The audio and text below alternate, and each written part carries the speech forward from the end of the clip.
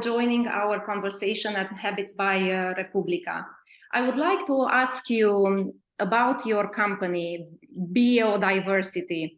The name comes from bee and diversity. So can you tell us a bit what is your company doing? Because it's an amazing, cool, innovative company that combines the bees with technologies.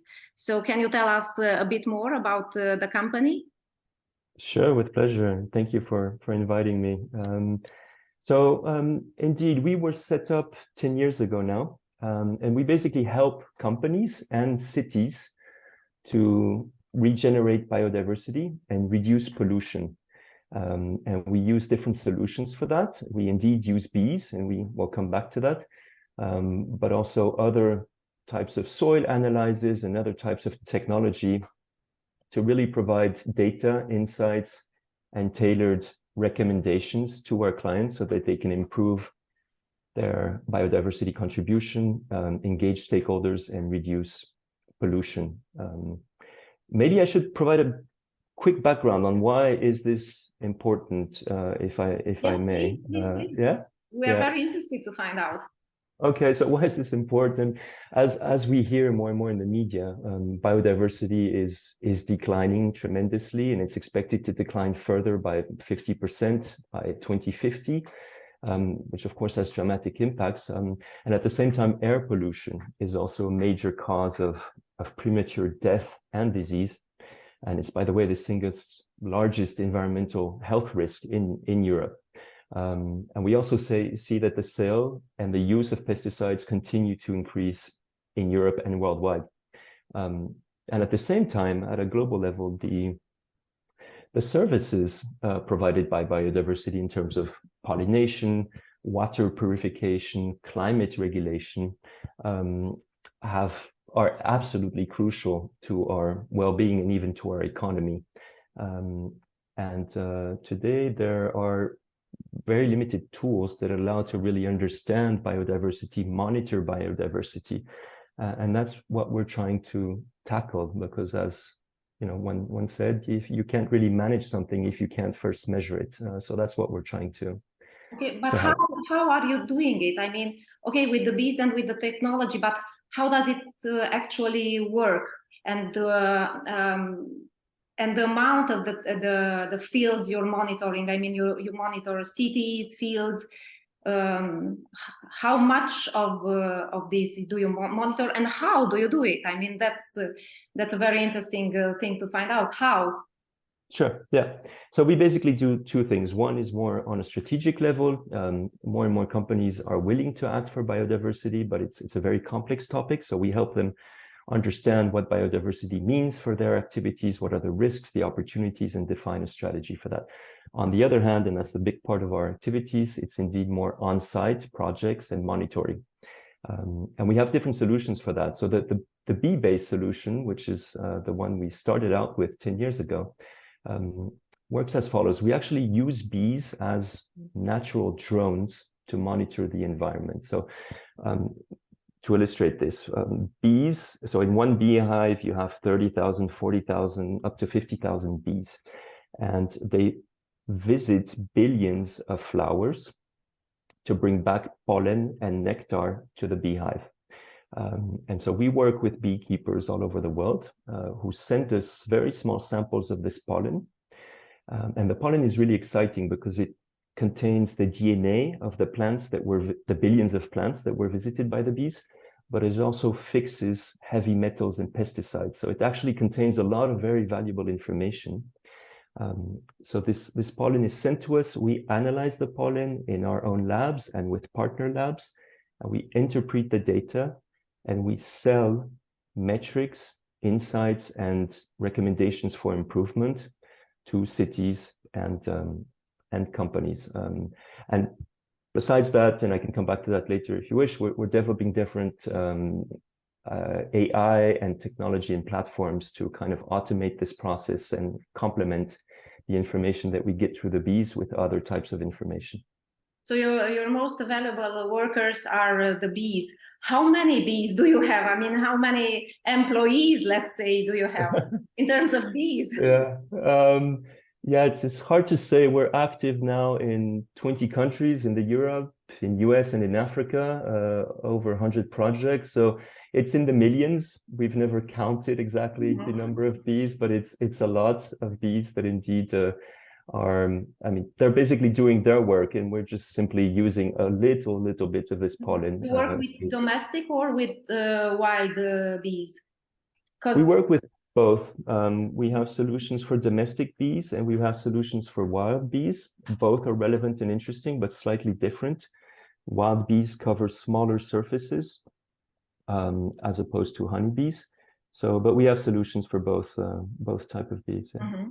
So I know that what you're doing is basically important also for the bees. I mean, bees might be the solution for their own problem, which is the problem of extinctions, because we know all we all know that bees are in danger nowadays. So I read on your website that bees might be the solution for this. How come? Yes, no, absolutely. So we're actually the whole thing started based on the PhD of our co-founder, who's one of the experts in Europe on bee decline and pollinators. And he was, of course, very concerned by the decline of bees. So the project started out with this idea of how can we save the bees? And it evolved over the years. And indeed, today, we're actually working with bees to save bees, but actually to save the environment, and I would almost say human health, because the causes of bee decline are the same as the causes of biodiversity at large. So if we can work with bees to solve biodiversity issues, we're automatically helping them to solve their own problems. And so what are these problems?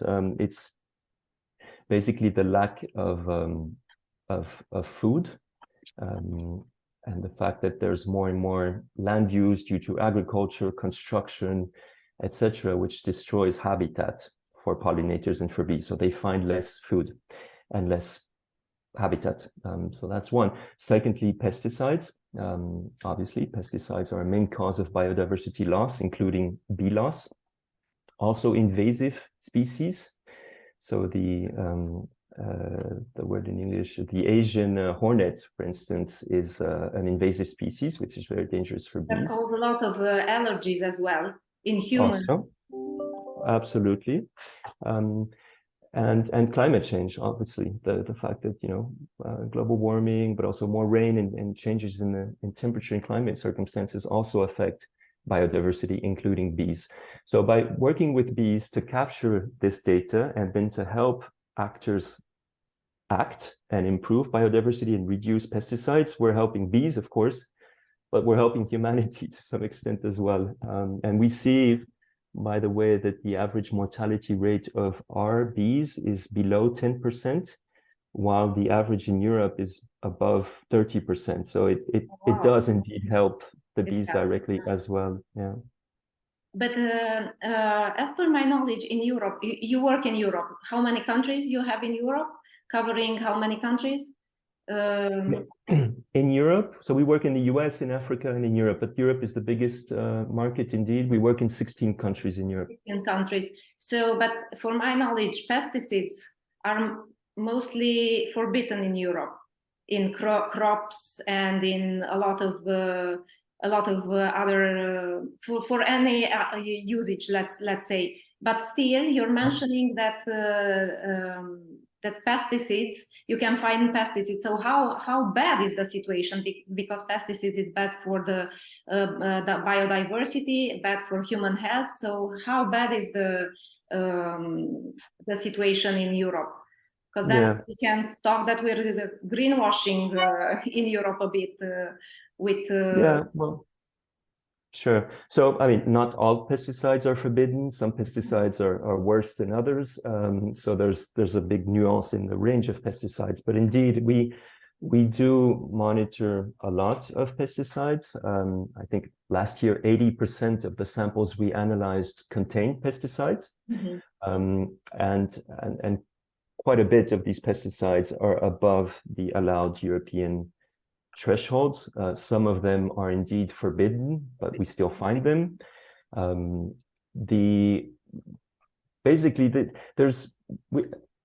we like to say that we monitor kind of hidden pollutants.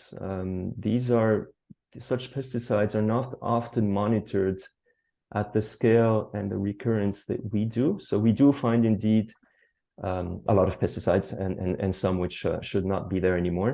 But our goal is not necessarily, so again, we're there to find this data and then to show this data and engage partners and stakeholders and see, okay, how can we improve? We understand that you might be using pesticides for your agriculture purposes, for instance, but can we look into alternatives? Can you use them maybe a bit less? So we're not trying to be activists, so to say, but rather to use this information to help people act. Mm-hmm. Okay, so for example, Bucharest is a very polluted city.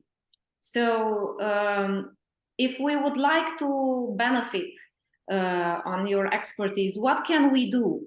How can the city mayor or environmental workers benefit on your expertise? What can we do? Yeah.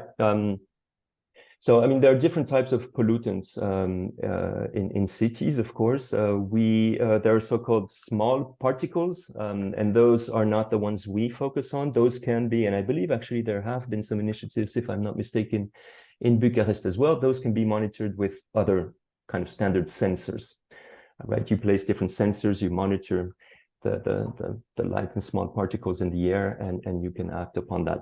We complement this with other types of pollutants, heavy metals, PAH, dioxins, and others that sensors do not monitor. But all the pesticides and pollutants you're mentioning are very bad for health.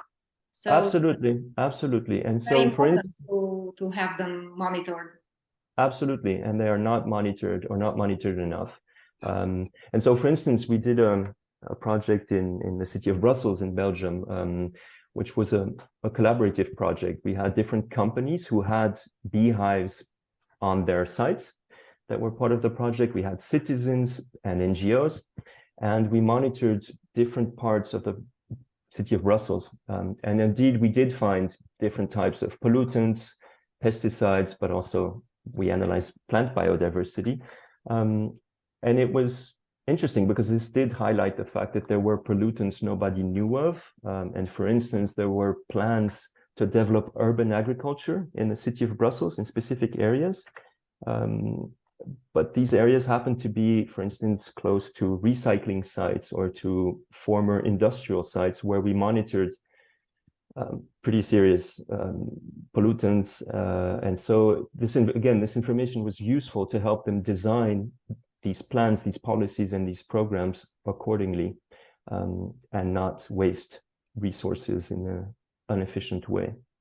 So who hired you in Brussels? It was the mayorship, or it was a company, or how do you work basically?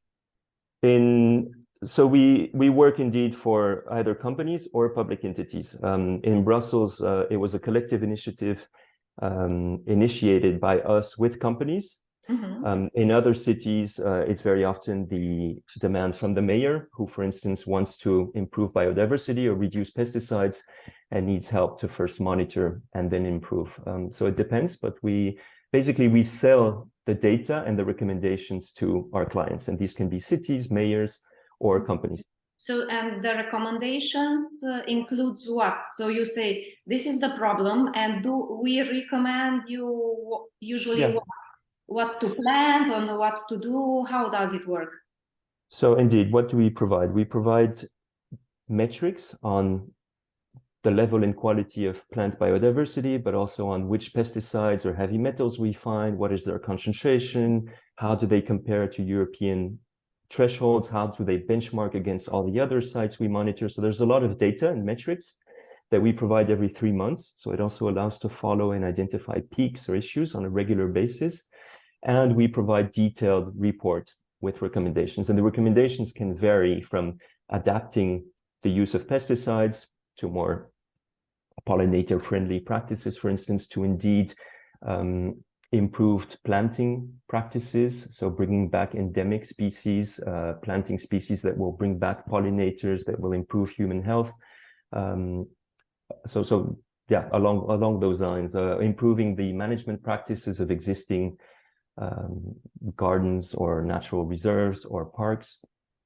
So those are the kind of recommendations. So we contribute to the life of the nature, but also they contribute to our life because they can save our lives as well. It's very interesting what you're doing together with the bees and with technology. This is amazing how you combine the two. I would like to ask you about your projects. What are you working at right now? So we're complementing the existing data that we collect through bees, as we've discussed, with more automated tech solutions.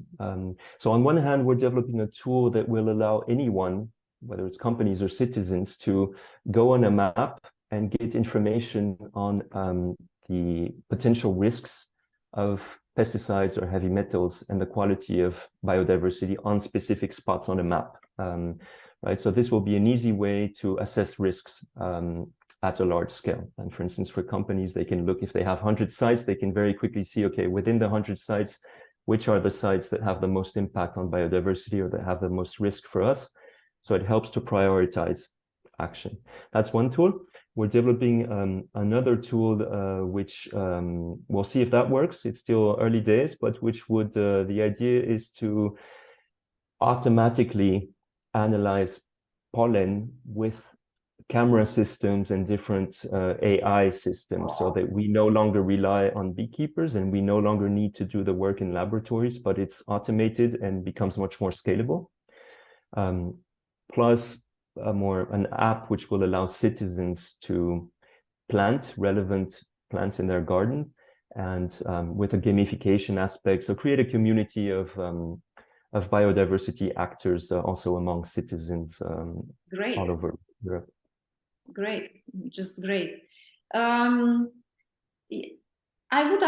would like to ask you, my last question would be, you have a lot of insights from the environmental, you're an environmental worker, even if you're not an activist. So I would ask you, are you an optimist or a skeptic regarding the future of our planet? And what would you say to our viewers in order to have a small impact in our everyday life? What would you advise them to do? So two questions. Two questions in one. It's clear. So I'm definitely optimistic for the future of our planet, because I think our planet as such will survive. I think I might be a bit more concerned for the future of our civilization more than of ourselves, more than our planet. So, but yes, I am an optimistic. I think we need to be optimistic. We need to face reality, see the data, and be aware of the magnitude and the urgency of the problem. But we need to remain optimistic, because we can act and we must act, because next generations will otherwise bear the consequences, and action will be even harder. So yes, I tend to try to stay optimistic, because I believe we can all be change makers and act upon this. Simple actions. I think that the easiest is maybe not the right word, but one extremely impactful action that anyone can try to take is reduce at least a little bit the usage of meat. Meat, as you probably know, as most listeners know, is just and it depends which kind of meat, but typically consumes a lot of water, a lot of land, a lot of biodiversity, and I think the most effective measure is really, to try to just skip your meat once a week, replace it with other qualitative food, or even without more pesticides. Food without pesticides. Food without pesticides, indeed, as much as possible. And yeah, that's definitely one action that could really contribute and help. So fuel yourself with optimism and watch your nutrition. And absolutely. Watch what you're eating. Absolutely. Okay, it was great talking to you. Thank you very much. It was nice to have this conversation. Good luck with your project and keep in touch. We'll invite you to tell us more about what you're doing in the future. I look forward. Thank you very much. Vă mulțumim că ne-ați urmărit, sperăm că v-a fost de folos și vă invităm în comunitatea noastră a Societății Omului Sănătos.